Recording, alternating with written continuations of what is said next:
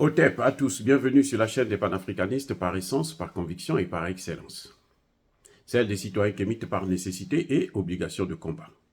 Nous sommes une chaîne qui n'est guidée que par nos ancêtres et rien que par les ancêtres qui appartiennent à l'égrégore du monde noir. Par conséquent, nous ne croyons en aucun Dieu venu de l'étranger. Toutefois, cette vidéo n'est aucunement destinée à inciter à la haine ou à la violence, car nous menons un combat qui est d'abord et avant tout spirituel, intellectuel et démocratique. Ensuite, il est politique, géopolitique et géostratégique, contre l'impérialisme, le colonialisme, le néocolonialisme et l'endocolona, qui sont tous qualifiés de crimes contre l'humanité. Nous menons ce combat sur la base du principe fondamental que nous avons hérité de nos ancêtres kémites, qui est celui de la Marat, c'est-à-dire solidarité, vérité et justice. Vous êtes donc en droit de connaître la vérité et nous avons l'obligation de vous dire la vérité, rien que la vérité, afin que justice soit rendue au continent africain. Et ça, c'est notre modeste contribution dans cette noble lutte en faveur de la souveraineté, la dignité, la solidarité et l'unité africaine. C'est exactement ça que nous appelons le panafricanisme. Bien-aimés frères et sœurs, la situation des anciens membres du gouvernement de Bazoum commence à se compliquer. Ils devraient maintenant se remettre à l'évidence et commencer à la marche pour l'exil. Beaucoup parmi eux sont poursuivis, ils sont sous le coup de mandat d'arrêt. Beaucoup enfouis délibérément. Beaucoup sont en train de travailler à l'occidental pour essayer de voir comment il faut renverser ce gouvernement, quitte à utiliser la force et tuer des Nigériens pour les remettre au pouvoir. Comme par exemple l'ancien ministre des Affaires étrangères, Massawi, qui est allé d'ailleurs gêner le ministre des Affaires étrangères actuel au niveau des Nations Unies, avec la complicité, bien entendu, d'Emmanuel Macron et du secrétaire général de l'ONU.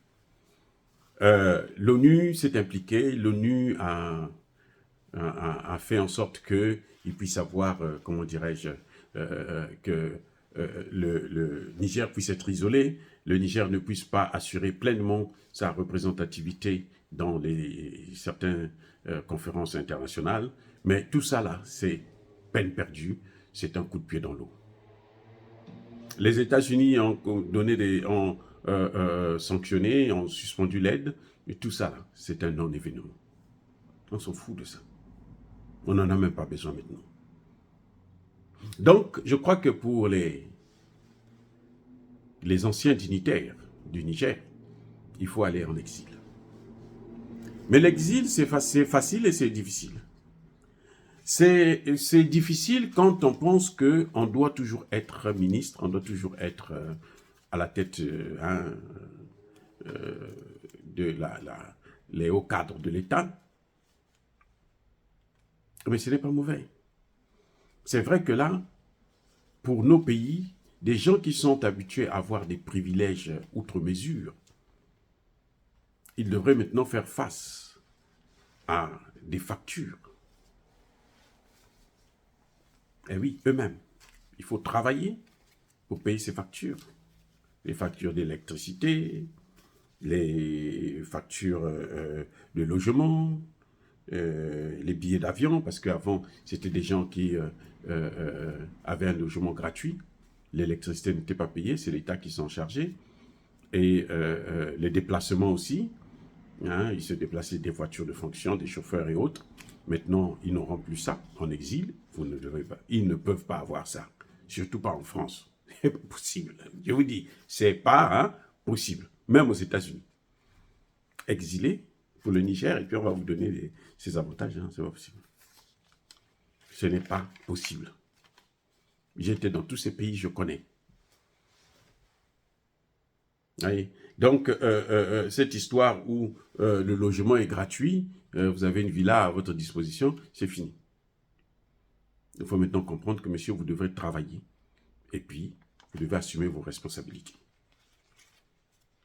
Les histoires où, quand vous venez à l'aéroport, vous passez haut les mains, vous avez un passeport diplomatique, et donc vous n'êtes pas fouillé, vous n'êtes pas contrôlé, on ne vous prend pas la tête pour rien. Non, ça ne se fait pas. Ou vous devez faire des files d'attente à votre tour, à l'aéroport, dans un magasin. Non, surtout si vous venez, en tout cas, je ne sais pas si dans les pays africains, j'ai jamais fait passer beaucoup de temps dans les pays africains, des années notamment, non. Mais en France, aux États-Unis, en Italie et autres, là, si vous êtes réfugié, là, vous êtes comme un citoyen ordinaire, un immigré ordinaire qui a quitté son pays, qui est venu s'installer chez eux, en France, États-Unis, Belgique, Italie et le reste des pays. Donc voilà, c'est une nouvelle vie qui doit commencer. Et il faut avoir le moral, c'est mon conseil. Hein. Il faut avoir le moral parce que c'est un lendemain incertain. On ne sait pas si la situation, vous pouvez rentrer immédiatement ou bien, surtout pour ceux qui sont poursuivis, là, vous rentrez, il faut faire face à la justice. Et ça, c'est encore un autre problème. Et pour ceux qui ne sont pas poursuivis, je ne vois pas pourquoi ils sont en exil, ils vont aller à l'étranger, ils seraient plutôt solidaires. C'est le moment où le Niger a justement besoin de vous. Donc il faut rester, c'est nettement mieux, rester au Niger et puis se mettre à la disposition du gouvernement parce que au final, qu'on le veuille ou non, le gouvernement aura besoin de tous ses cadres, de tous ses compatriotes. Surtout pour les gens qui ont déjà eu une certaine expérience. S'ils ne sont pas poursuivis, c'est qu'ils ont eu une bonne expérience, c'est qu'ils ont fait juste leur travail normalement, et il n'y a aucune raison qu'on ne puisse pas les utiliser à nouveau pour pouvoir servir. Le Premier ministre avait servi, hein. Il était à la Banque des États de l'Afrique de l'Ouest, la Banque de développement et autres, partout là où il est passé, c'était des fonctions étatiques. Il fallait avoir l'aval du gouvernement pour occuper ces postes. Il a été même dans le gouvernement, il a été même ministre de l'économie. Mais comme il n'a pas eu des griefs graves, hein, il a fait son travail comme il a pu, avec les moyens du bord, ben, aujourd'hui il est Premier ministre. Donc on peut les utiliser comme ambassadeurs, comme directeur général, comme ceci, ou bien dans des entreprises qui vont être créées, qui sont en train d'être créées, puisque la France doit partir. Il n'y a pas que l'armée française qui doit partir. Orano doit finir par partir. On n'a pas besoin d'elle. Hein. Non, ou de lui, on n'a pas besoin. La France doit partir. Elle n'a qu'à aller préserver ses intérêts. Elle attendra. Quand Bazoum va revenir, à ce moment, il viendra négocier encore les mêmes contrats. Mais pour l'instant, il faut qu'elle parte. Et Emmanuel Macron a voulu le bras de fer et il a décidé de déstabiliser nos pays. Alors nous aussi, on doit le déstabiliser. On doit déstabiliser ses intérêts. Il faut qu'il parte, qu'il nous laisse tranquilles. Donc voilà, c'est vrai que pour ceux qui sont en exil, on ne sait pas quand on va en exil, on ne sait pas quand est-ce qu'on retourne. Mais c'est une situation, c'est des choses qui arrivent dans nos pays, notamment avec tout ce qu'il y a, notamment cette guerre contre le terrorisme qui nécessite l'apport de tout le monde. Tout le monde. Ceux qui sont poursuivis, je pense que la meilleure des choses, c'est venir rendre ses comptes, faire face à la justice de votre pays, et puis, bon, assumer. Vous savez, malheureusement, il y en a qui sortent parce que c'est la France qui leur demande de sortir. Oui, il y a des réfugiés là, qui quittent le Niger là. Ils sortent parce que c'est la France qui leur demande de sortir. Venez chez nous, être réfugiés. Mais ils vont être réfugiés, et eux-mêmes ils sauront ce qui se passe là-bas.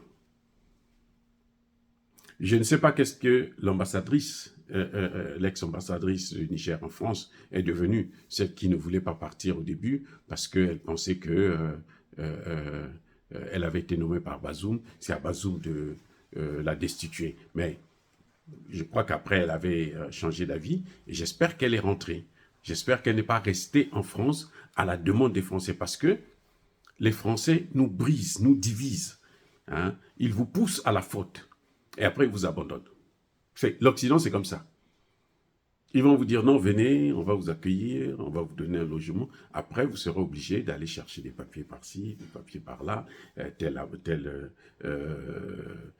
bénéfice social, telle assurance, ainsi de suite. Non, c'est mieux de faire face à la justice de votre pays. Sauf si vous pensez que, bon, vous avez commis des actes trop graves que la justice on va vous tuer. Bon, là, bon, il faut prendre la cour de sorpette, mais pour des petits délits, détournement de fonds, machin, ce que vous pouvez rendre, vous prenez, vous remettez, c'est tout, et vous êtes tranquille. On ne va pas vous tuer. Vous étiez dans un système où on devrait vivre comme ça. Bazoum lui-même faisait ça, et il travaillait avec qui? Avec la France. C'est la France qui commandait le pays, c'est la France qui dirigeait.